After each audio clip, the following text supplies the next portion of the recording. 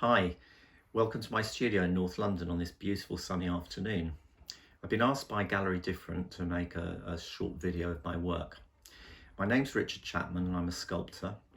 I work mostly in bronze and resin and sometimes stone, but very seldom.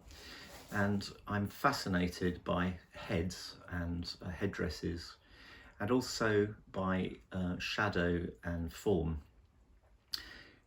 Behind me you can see one of my pieces here, which was based on a chess set I made. The chess set was very big, but I liked the idea that it relied on shadow to create the atmosphere in the piece. So then I decided to do a wall piece like the piece here. Having been born in Central Africa, it left an indelible trace in my head somewhere that keeps bringing back African influences, like the piece on my left, which is obviously an African woman wearing a scarf. And I remember a very young age having women working around me who had very little, but had just wrapped a scarf around their head and were looking really fantastic and very powerful and serene. So that's with me now. I started work about 20 years ago.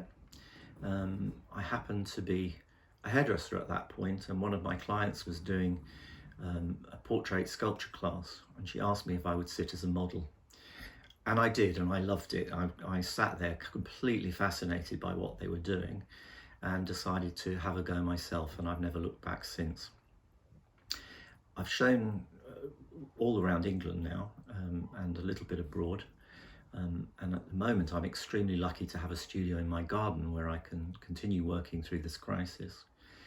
My method is really, I come up with a basic idea and I start working in clay and I allow it to form its own way. Sometimes it leads me in a different direction than I started, but I'll go with that and see where it takes me. Often it takes me into a really better place than I initially started with. So that's a sort of interesting thing, just to allow the form to come from within. When I first started, obviously it was quite difficult to get into galleries, but I was very lucky with a couple of galleries that supported me.